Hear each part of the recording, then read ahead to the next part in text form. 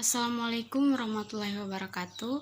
Perkenalkan, nama saya Rizkwati Jama dari kelas 2B. Saya akan mempresentasikan hasil pekerjaan saya yang berjudul menganalisis proses penarikan atau rekrutmen dan seleksi SDM. Pertama, konsep rekrutmen dan seleksi SDM. Poin pertama, pengertian rekrutmen. Rekrutmen adalah suatu proses untuk mencari calon pegawai, karyawan, buruh, manajer, dan tenaga kerja baru untuk memenuhi kebutuhan sumber daya manusia, organisasi, atau perusahaan. Poin kedua, pengertian dari seleksi SDM.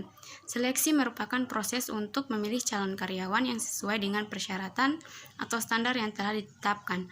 Artinya, untuk memilih karyawan yang sesuai dengan persyaratan yang telah ditetapkan, diperlukan tahap-tahap seleksi.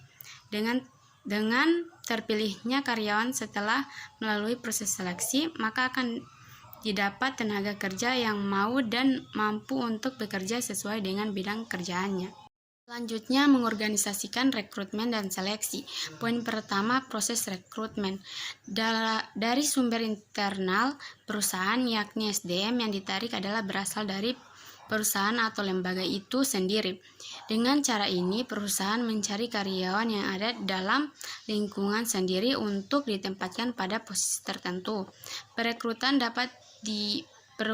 dalam perusahaan dapat dilakukan melalui yang pertama, penawaran terbuka untuk suatu jabatan, kedua, pembentukan pekerja. Poin kedua, proses dan tahapan seleksi. Proses seleksi adalah langkah-langkah yang harus dilalui oleh para pelamar sampai akhirnya memperoleh keputusan ia diterima atau ditolak sebagai karyawan baru. Beberapa instrumen yang dapat digunakan dalam seleksi yaitu yang pertama, surat-surat rekomendasi, kedua, format lamaran, ketiga, tes kemampuan, keempat, tes potensi akademik, kelima, tes kepribadian, dan keenam, tes psikologis, dan terakhir, wawancara. Mengukur aktivitas rekrutmen dan seleksi. Poin pertama, efektivitas rekrutmen.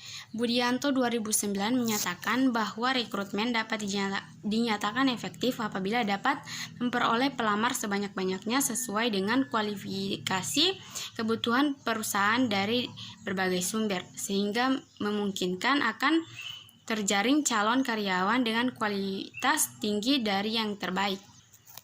Poin kedua, efektivitas seleksi. Murphy dan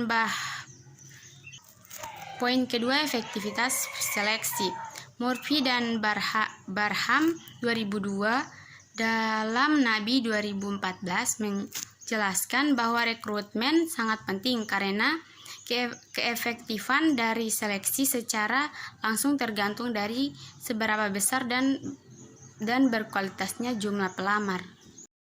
Selanjutnya, menemukan kandidat internal dan eksternal. Yang pertama, rekrutmen internal. Poin A, sumber internal. Dilakukan perusahaan melalui kebijakan dari dalam perusahaan berupa promosi, transfer, rotasi pekerjaan, dan pengkaryaan kembali karyawan.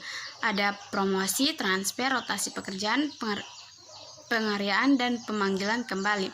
Kedua, rekrutmen eksternal. Poin A, sumber eksternal. Rekrutmen yang berasal dari luar perusahaan terdiri atas yang pertama, karyawan yang mencari pekerjaan baru untuk pertama kali, kedua, karyawan yang telah bekerja dan tidak puas terhadap perusahaan yang sebelumnya, ketiga, pembajakan karyawan yaitu dengan rebut tenaga kerja dari perusahaan lain, keempat, karyawan yang pernah bekerja dan sekarang sedang menganggur. Selanjutnya, validitas seleksi dan kendala ujian, kemampuan kognitif, motorik, fisik, kepribadian, minat, dan lain-lain. Secara umum, tes kerja atau employment tes terbagi menjadi 4 jenis, yaitu yang pertama, tes kognitif bertujuan untuk mengetahui tingkat kemampuan kognitif. Kedua, tes motorik dan fisik bertujuan untuk mengetahui sejauh mana kandidat memiliki kekuatan fisik. Ketiga, tes kepribadian dan bakat adalah tes yang bertujuan untuk mengetahui karakteristik individu dan dari kandidat. Keempat, tes Keempat, tes capaian bertujuan untuk mengetahui sejauh mana individu telah mempelajari suatu serta keahlian dan kemampuan apa saja yang telah dimiliki oleh kandidat. Selanjutnya, pemeriksaan latar belakang kandidat sesuai wawancara. Selanjutnya, pemeriksaan latar belakang kandidat dengan wawancara. Ada beberapa jenis pemeriksaan latar belakang di Indonesia yang dapat dipilih perusahaan untuk memastikan rekrutmen yang tepat dan mencegah tuntutan hukum, yaitu ada 7. Yang pertama, verifikasi pendidikan dan sertifikasi. Kedua, memeriksa catatan kriminal. Ketiga, pemeriksaan referensi. Keempat, verifikasi riwayat kerja. Kelima, pemeriksaan kesejahteraan seksual. Keenam, uji narkoba dan alkohol. Dan ketujuh, pemeriksaan kredit. Itulah hasil penjelasan saya. Mohon maaf bila ada kesalahan kata. Wassalamualaikum warahmatullahi wabarakatuh.